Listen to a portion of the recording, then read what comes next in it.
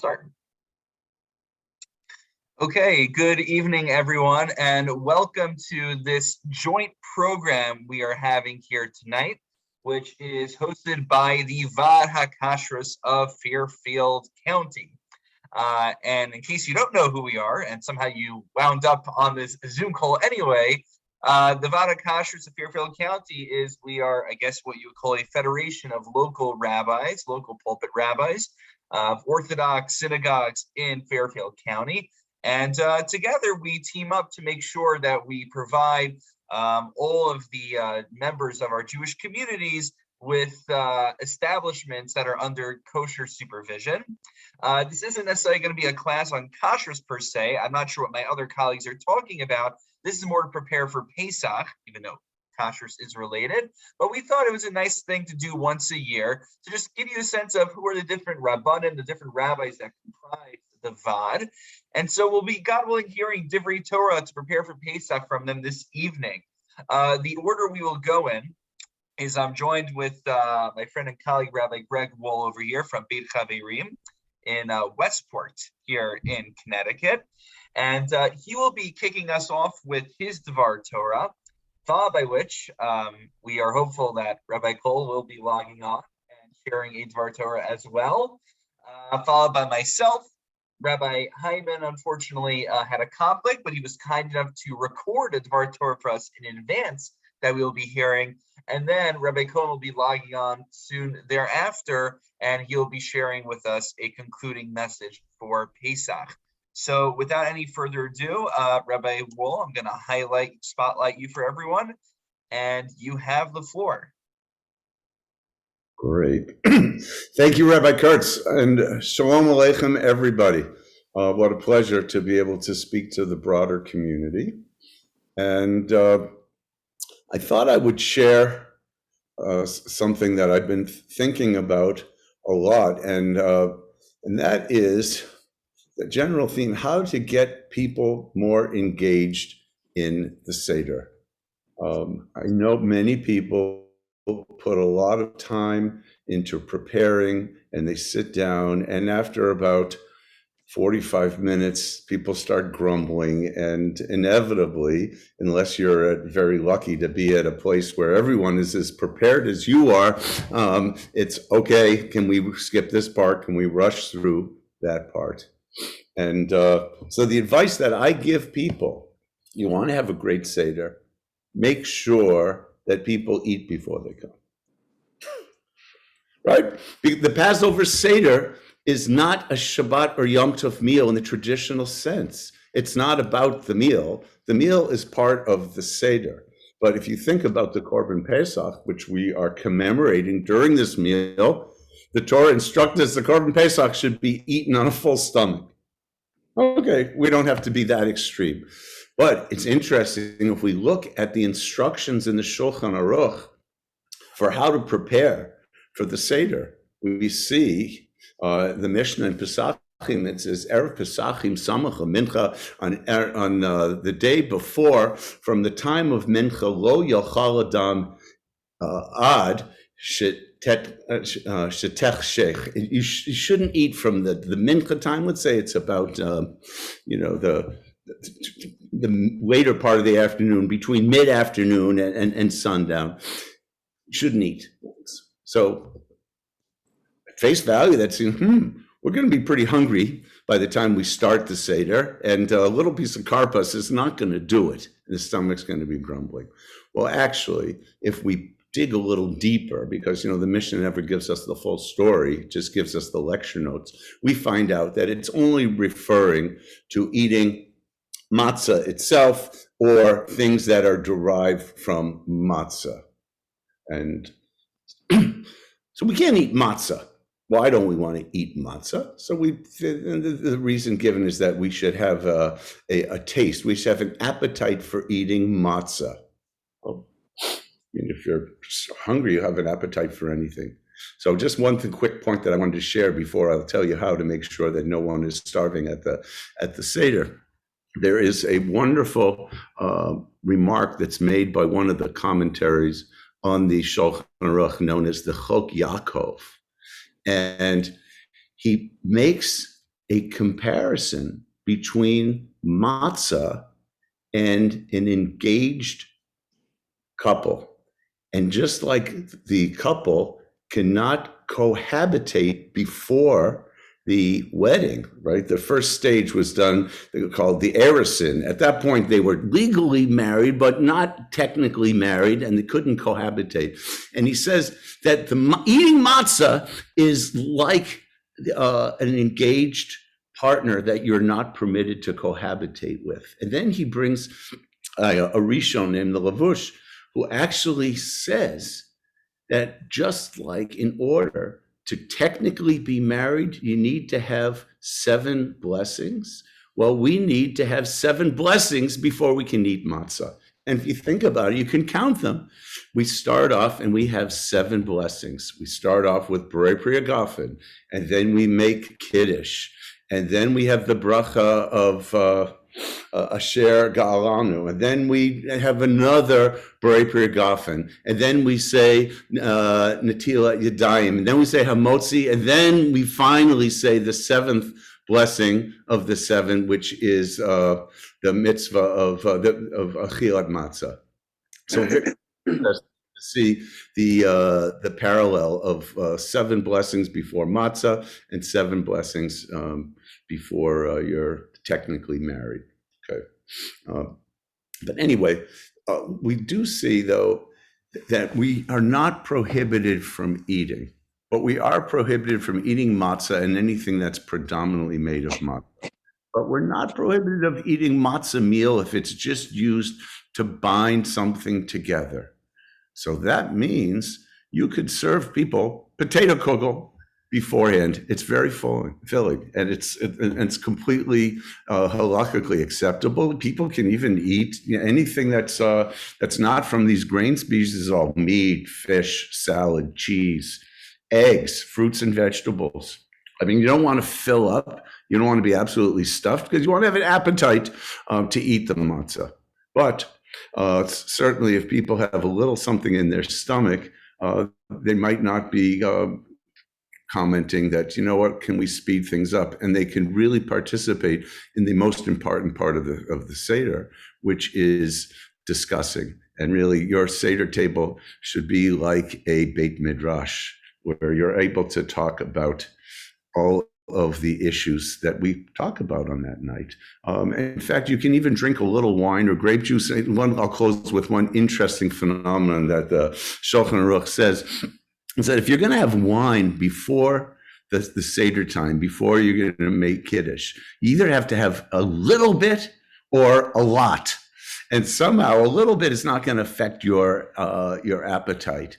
But if you have a whole cup of wine, that's not a good idea to have a whole cup, because that's going to affect your appetite. You'll be satisfied from the wine and you're not going to have the appetite. But then they go on to say that if you actually had 2 cups of wine, that might make you hungry. Well, maybe make you hungry. It might make you a little groggy. So I don't know if I'd recommend 2 cups of wine, but I definitely would recommend making sure that nobody is starving when they sit down. And if you do, I think you'll find out that the Seder is going to be much more satisfying, and food for thought at the end of the day is more important than what passes through our lips. So I want to give everybody a blessing. You should have a HaKashrus v'sameach, and that this Seder should really be a time where everybody at your table can really participate and be just like the sages that we read about in Haggadah, passionately getting involved in the Seder, where they're not worried about how fast the time, or slow in that case, is passing. And everyone should have a good Yom Tov. Thank you very much.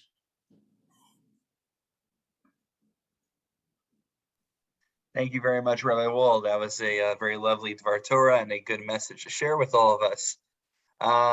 Okay, it seems 2 of the other rabbis, excuse me, are not logged on as of yet, so I believe I will go next. And just on advice sharing during the Seder, you know, it's funny. I met with a gentleman recently. I guess actually married to one of the people who's on right now, but I won't give away names. And we were going through different Divrei Torah for the Seder, and he was telling me how he had about 30 to 35 years of experience leading Sedarim. And I'm sitting down here, and I have very little under my belt of leading Sedarim. And so, I mean, I led a Seder one time in Rikers Island, but I'm not sure if that really counts. But that being said, he was asking me for advice during the Seder. I said, I don't really have much life experience to offer advice to someone who's led 35 Sedarim in their life. But that being said, the one piece of advice I always give is that if you are at a Seder and there is someone, it might even be yourself, who is just brimming with ideas and questions and Torah that they can't contain and need to share, my advice is, of course, during Magid, that's when we're supposed to be sharing the Torah that's designated for it. But if there's an excess amount, I think Shulchan Aruch, it fits into what you're saying, Rabbi Wall, is actually a very good time to do it because everyone's eating, everyone is satiated to a certain degree, and that's a good time to, people are eating their popcorn, then you can entertain them with more Divrei Torah. Otherwise, you're holding them as a hostage during Magid. Meanwhile, they can't wait just to get a taste of the matzah. So that's just the practical advice. That's what I preach wherever I go. Just food for thought, if you will. Now, speaking of food, at the beginning of Magid, we have the invitation of Halach Ma'anya, which we say, Kol dichfed yeseh v'yechal, all who are hungry, let them come and eat. Kol ditzrich yeseh v'yivsach, and all who are in need, let them come and partake in the Pesach, presumably the Pesach offering, the Karban Pesach. And the question that pretty much everyone asks, and I bet if you're paying attention during Halach Ma'anya, you may have thought this as well, is what kind of disingenuous invitation is this? I'm already sitting down to my meal, the door is already locked, and then I just say, by the way, if anyone needs to come, you're welcome to come into my house. Come on, really? Is someone really going to join the meal? So someone told me a story that one year, some random person actually did knock on their door and come to their meal. But for most of us, that's not exactly how it works. So how do we understand, how do we make sense of this very odd and seemingly disingenuous invitation that we say during Halach Ma'anya? And so there are a few answers given to this question. And the most intriguing answers, in my opinion, are the ones that actually reinterpret and tell us that the premise of the question is wrong. You see, it's not actually an invitation. We'll give a few answers. One answer was given to me by my Rebbe, Rav Tendler Zichron Livracha, and he said, actually, this isn't an invitation, it's halachic instruction. What does that mean? Well, you see, and Rabbi Wall, as you alluded to before, that the Karban Pesach, when we eat the Pesach offering, we're supposed to be somewhat satiated to a certain degree, al sova. And the afikomen that we have at the end of the meal, according to most Rishonim, represents the Karban Pesach. We don't have the offerings, we don't have the temple nowadays, and so according to most opinions, we can't sacrifice the Karban Pesach. But nonetheless, we have the matzah of the afikomen at the end of the meal that represents it nowadays without the temple. And so because one needs to be somewhat satiated, one's supposed to savor the experience of eating the Karban Pesach, not just stuffing it down their throat to fill up their stomach. Therefore, what does it mean, Kol dichvin yeseh v'yechal? All who are hungry, come and eat. All who are hungry, you're starving. You can't wait just to get some food in your dinner. You were at shul, the rabbi spoke very long. You finally get home, it's 8, maybe 9 something by the time you're starting your meal. Anyone who's hungry, come and eat first. Then kol ditzrich yeseh v'yivsach. Then afterwards, once you are somewhat satiated, then come along and eat the Karban Pesach.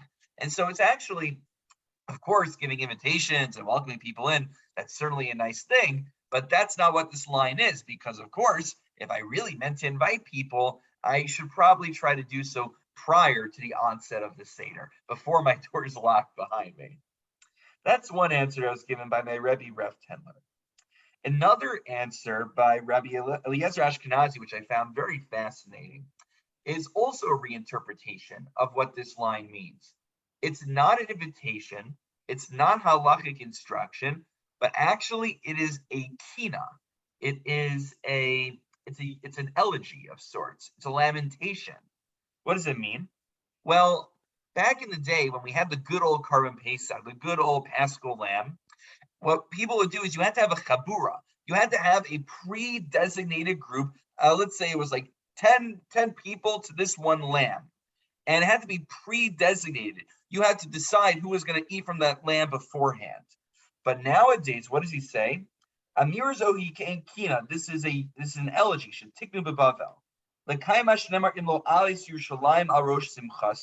Which is lamenting how we cannot go up to Jerusalem, how we do not have the temple like in the days of yore. Because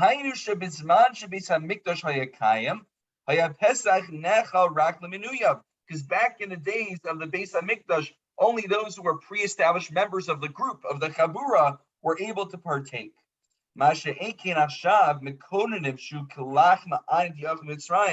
But rather nowadays we are lamenting that it has become like the poor man's bread that they had back in Egypt. Anyone who needs, they could come in, they could come out. Because there's no pre-established chabura of people to partake in the Karban Pesach. Now, when I read this, I found it almost to be like an anti-sermon. What do I mean by an anti-sermon? Well, most sermons, the rabbi gets up on Shabbos and he talks about the importance of having shalom and the importance of including everyone together and having a loving, nurturing community. And it's kind of funny when you think about it, because what's he eulogizing? He's eulogizing that we can't have preordained set groups of who is eating together. I would think it's a great thing nowadays that we don't have preordained groups. Anyone could come in, anyone could eat at any time. It's wonderful. It's more inclusive. And what I think this speaks to is the tension in the Karban Pesach that we could really see throughout our entire lives. Imagine, I'm sure many of you at some point in your life were involved in or perhaps organized or threw a wedding.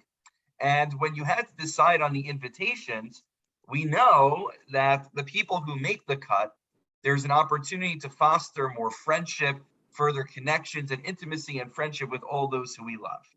But the challenge is, at the same time, those who don't necessarily make it into the chabura, those who don't make the cut, it could be a very difficult experience, especially if you're expecting to be a part of it.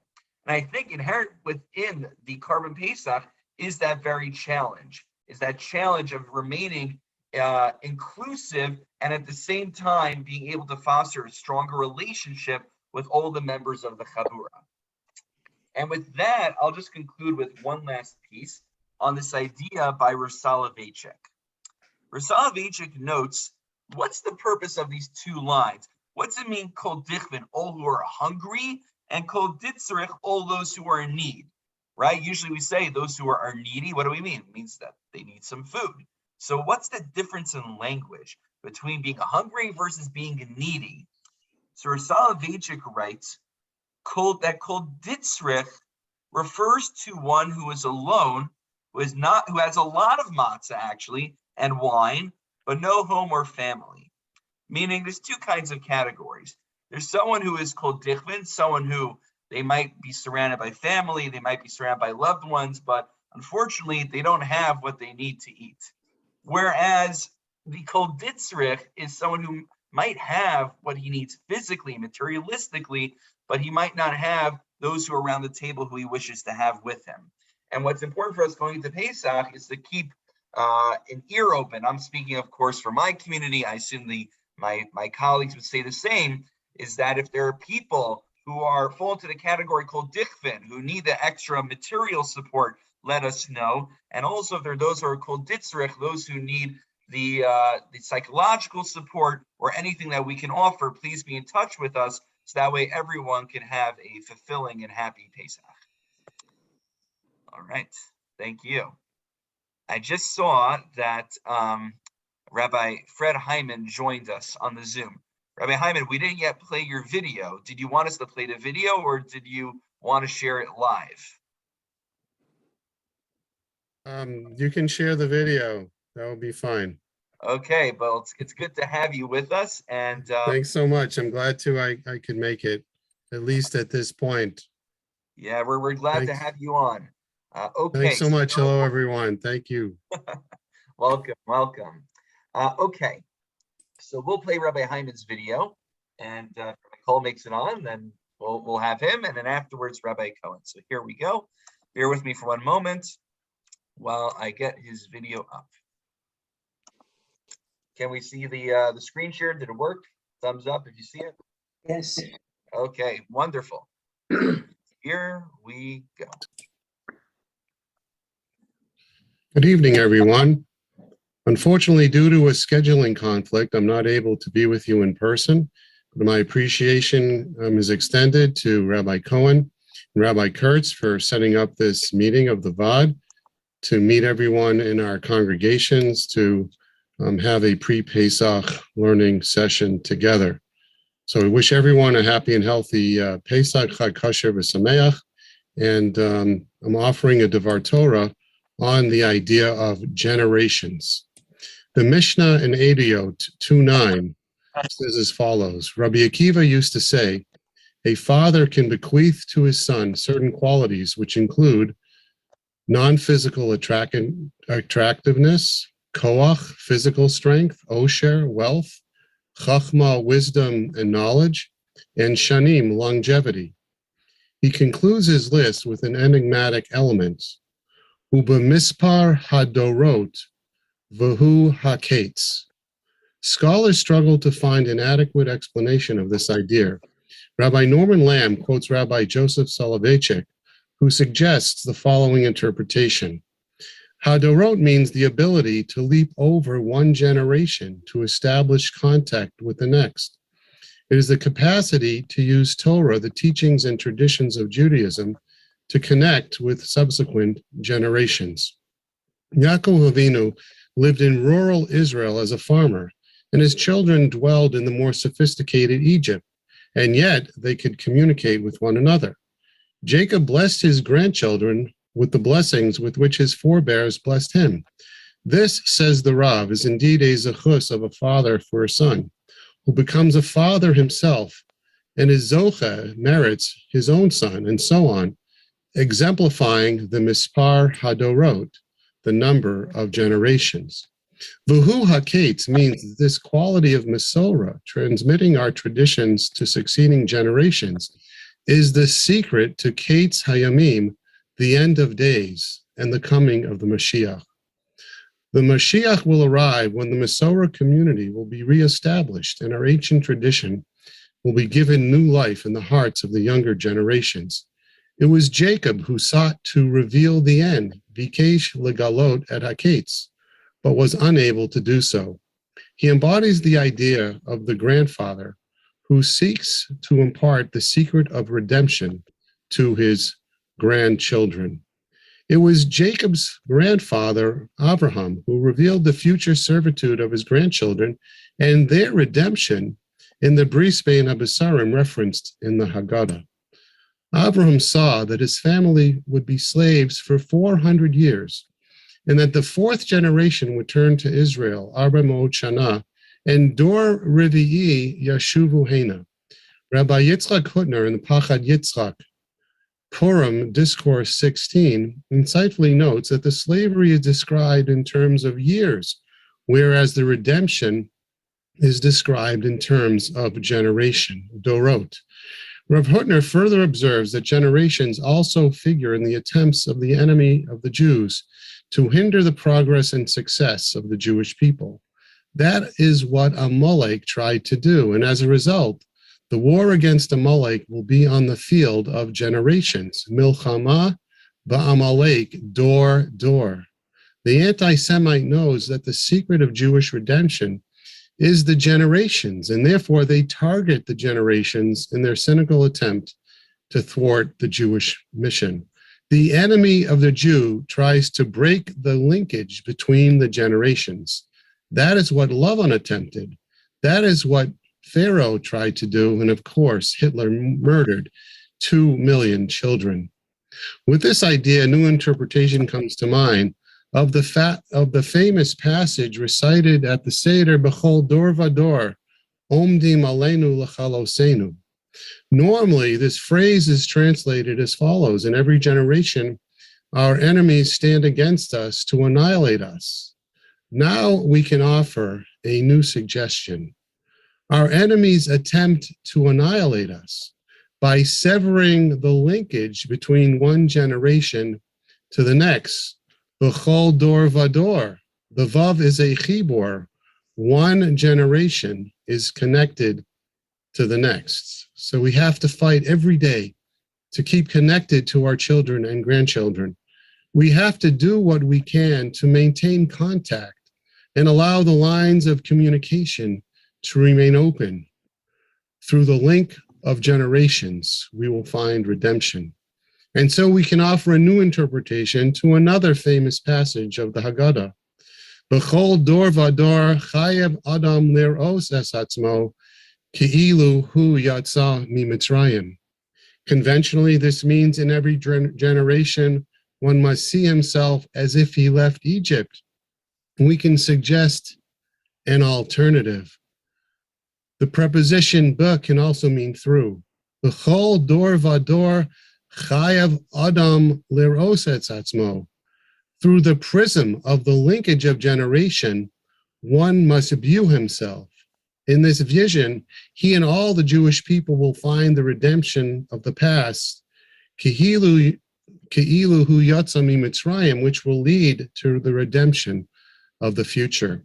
When future generations will revive our Masorah, we will be able to recite another Haggadah of the future, Ledor Vador Nagid Godlecha, with the linkage of the generations.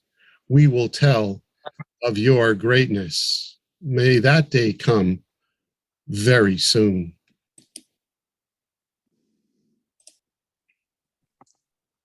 All right. Yasher Koach. Okay. Rabbi Hammond, you got to peer back in time for a moment there, right? Deja vu all over again. Indeed, indeed. All right. Well, Yasher Koach, thank you for preparing that in advance. And I'm glad you were able to make it on with us anyway. So good to have you with us. And now we will be moving to our final presenter this evening, our very own Rabbi Daniel Cohen, our senior rabbi here at Agudas Shalom here in Stamford, Connecticut, who will share with us concluding Divrei Torah as we prepare for the Pesach holiday. Thank you very much. And Rabbi, hope you're feeling better. Thank you. Thank you. And Rabbi Hyman, nice to see you. Rabbi Wall, thank you. Wow, you spotlighted me. Okay. So thanks for joining this evening. I want to really just begin and focus on one particular theme with asking two questions. We know that when it comes to the Passover Seder, again, we have to look at the holiday and ask ourselves right now, what is the spiritual message that we want to gain when we leave the holiday? I'm sure everyone here hopes to have really good food. Raise your hand. Susan, Mark, raise your hand. Oh, we all want good food. And we want good experiences. You know, we're looking for a great holiday. A lot of matzah, a lot of food, a lot of family. But at the end of the day, it's important for us to reflect on some way that we can spiritually grow. So we don't just say that I went through the holiday, but that the holiday went through me. And how does it have meaning for me? So I want to focus on one particular theme that relates to the following two questions. You know that when it comes to the Passover Seder, Rabban Gamliel says that you have to talk about three things in order to fulfill the mitzvah. One is Pesach, right? The Paschal lamb. The other is matzah, the unleavened bread, and the other is maror. Now, what seems odd about that formulation? This is not, by the way, a rhetorical question here. What seems odd about that formulation? The Are order they is in the correct? wrong. The order. Yeah, very good. So where do you think maror should go? At the very end? No, the beginning. Yeah, it should go to the beginning because we started with maror and the bitterness. And then maybe you do matzah and then the Paschal lamb. But the last thing we would expect is to talk about maror at the very end. That's the first question. The second question is a very strange midrash. The midrash says there are two places in the Torah where Moshe Rabbeinu used the word Az. I'm not talking here about the Wizard of Oz. I'm talking about Az, Aleph, Zion. It says that when Moshe Rabbeinu went to Paro after he was given the mission to speak to Paro to liberate the Jewish people, He says to Paro, he says to God, Me'az bati, which means, why did you send me to Paro? What happened, by the way, when Moshe Rabbeinu went and asked Paro the first time to let the Jews go? What was Paro's response? His response was, make our labor harder for them. He made it worse. And Moshe Rabbeinu says to God, why did you tell me to go?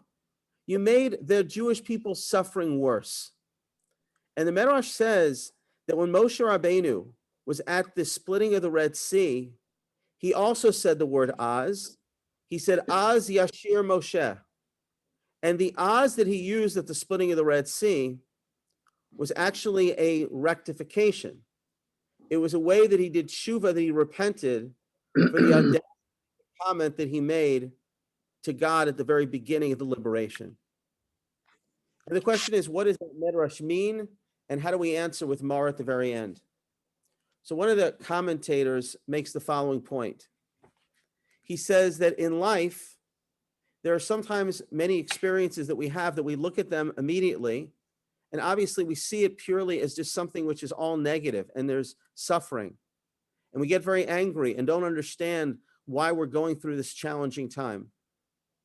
But the reality is that life is not always going to be a freedom life. Life isn't always going to be where we never have any challenges or struggles. The most important idea, though, within Judaism is turning those obstacles into opportunities, is finding ways to turn those problems into new possibilities. And real freedom has nothing to do with what happens to us. Real freedom is, how do we take sometimes the challenges that overwhelm us and find a way to transcend them. And that's why Maror is at the very end. Because life isn't always going to be sweetness, at least initially. Life may be filled with Maror.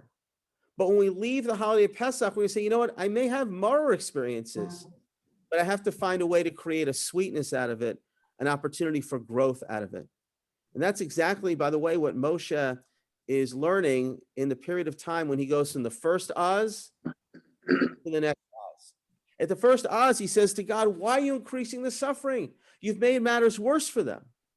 But he learns later on, there was a prophecy that God gives to Abraham that the Jewish people are going to be in Egypt for 400 years.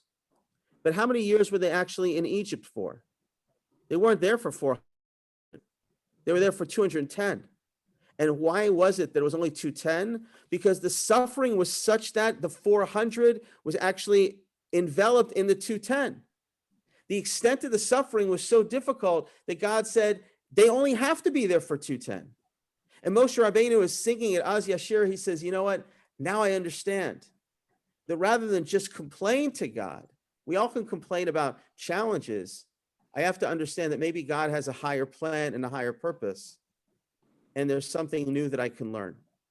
And that's a very powerful lesson. If there's anything we've learned through the past 2 years, you know, it's a Pesach that for the most part is a relatively familiar experience, is that there have been, unfortunately, many challenging times. Rather than just lament the darkness and complain, it's easy to complain. If you really want to be free, and Viktor Frankl was a master at this in his book, Man's Search for Meaning, find a way to take the moment that you're experiencing right now and choose life. Increase the light and find a way to be able to overcome this with God's help and grow from this difficult experience. And that's a very, I think, resonant message and a relevant one. And, you know, one of the most beautiful insights I saw recently from the Baal Shem Tov. The Baal Shem Tov says it's a psalm that was made famous by the Diaspora Yeshiva Band. I love that band. In the 1970s and 80s. And I know Rabbi Wall and Rabbi Hyman remember those good old days at the Diaspora Yeshiva. Great. So there's a song that goes like this. You lift me up when I am down. Oh, yesterday. You know, let's go. You lift me up when everyone to sing. Yeah, I'm down. Na na na na na na na na na. Okay, so what are the words? They're quoting the book of Psalms. Arumimcha Hashem, you lift me up, ki dilitani, when I'm down. And the Baal Shem Tov says the word dilitani also is the word delet, is a door. It's a door. Because sometimes we get moments when literally we're banging on things. We think it's a wall. Like, God, why did you do this to me? I said this, by the way, last night at the Seder, and I'll say it publicly. I said, there was a time when I was at Yeshiva University going out with this girl, and I've said this to some people before, and she said, I'm not going out. She turned me down. And I went to the top of Belfer Hall, and I was so angry. I said, how can you do this? Well, about a month later, I met my wife, Diane. So God was deliberately closing the door so I could go through another door. And we all have those moments in life when we think the wall is kind of coming around us, but God is just pushing us in a new direction. So I think it's a beautiful way to think about what freedom is about. And it's something really to explore at your Seder, share this idea, and then go around to people and say, tell me about a moment in your life where you felt, this is really bitter, but in the end, you found blessing in it. When you thought there was a wall right in front of you and you realized that it was a door. And that's ultimately actually what Moshe Rabbeinu does right after the splitting of the Red Sea. There's bitter waters there. There's bitter waters. And then he says, I'm going to take this tree, which represents Torah and life, and I'm going to throw it in the water. And with that Torah perspective, with that faith, you can even turn the most bitter of waters into something which is really sweet. So that's my blessing to all of us. We can't solve all the problems, but we can have the frame of mind to choose life, to choose light, to find ways to find blessing in our life. And hopefully in that way, we'll truly be free to be the best people that we can be. Thank you. Beautiful. Thank you. Yes. Beautiful. Thank you, Wow. thank you, Rabbi Cohen, and thank you again, Rabbi Hyman, Rabbi Wool, for joining us, and to all of you who came to learn Divrei Torah and to prepare better for Pesach. Just a reminder, so this was an event by the Vaad HaKashrus of Fairfield County. We are all pulpit rabbis in Orthodox communities here in Fairfield. If you ever have any questions or want to learn more about Kashrus, more about how we make Jewish food available for everyone, please feel welcome to be in touch with us, especially with the rabbi in particular who lives in the area in which you live.